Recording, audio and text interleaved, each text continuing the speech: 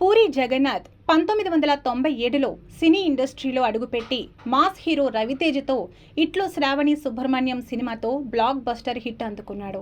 ఆ వెంటనే power star Pawan కళ్యాణ్తో బద్రీ తీసి ఇండస్ట్రీ హిట్ అందుకున్నాడు. ఆ సినిమాతో పూరికి వరుస ఆఫర్స్ వెల్లువెత్తాయి.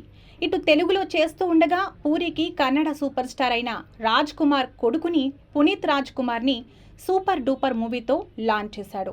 కొన్నిసార్లు హిట్, మరికొన్నిసార్లు ఫ్లాప్లు, ఇలా తన సినీ జీవితాన్ని కంటిన్యూ చేశాడు.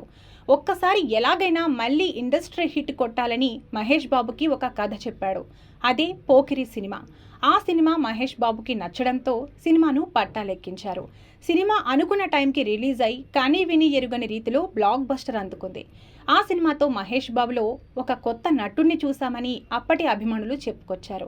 తర్వాత పూరితో సినిమా అంటే ప్రొడ్యూసర్స్ బ్లాంక్ చెక్ ఇచ్చేవారు. ఎందుకంటే ఆయన తీసిన సినిమాలు అటువంటివి. బ్లాక్ బస్టర్ అవ్వకున్నా కనీసం హిట్ అవుతుందని భరోసా ఇచ్చే డైరెక్టర్.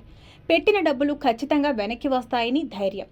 వాటితో పాటు తెలుగు చలనచిత్ర one and only megastar Chiranjeevi కొడుకు రామ్ చరణ్ని కూడా పూరి ఇంట్రొడ్యూస్ చేశారు. అదే చిరుత మూవీ. ఆ సినిమా హిట్గా నిలిచి రామ్ చరణ్కి మంచి పేరు సంపాదించి పెట్టింది. అందులో రామ్ చరణ్ చేసిన నటనకి ఇండస్ట్రీ ప్రశంసల వర్షం కురిపించింది.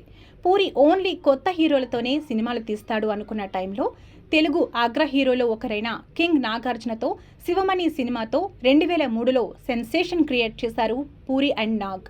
ఆ తర్వాత సూపర్ అంటూ 2005లోనే అదే మ్యాజిక్ రిపీట్ చేశారు. ఇక ఇప్పుడు ముచ్చటగా మూడోసారి కూడా వీరిద్దరూ కలుస్తున్నారు. తొందరలో వీరి కలయికలో మరో క్రేజీ సినిమాను మొదలెట్టబోతున్నారనే టాక్ ఇప్పుడు ఇండస్ట్రీలో స్ట్రాంగ్గా వినపడుతోంది.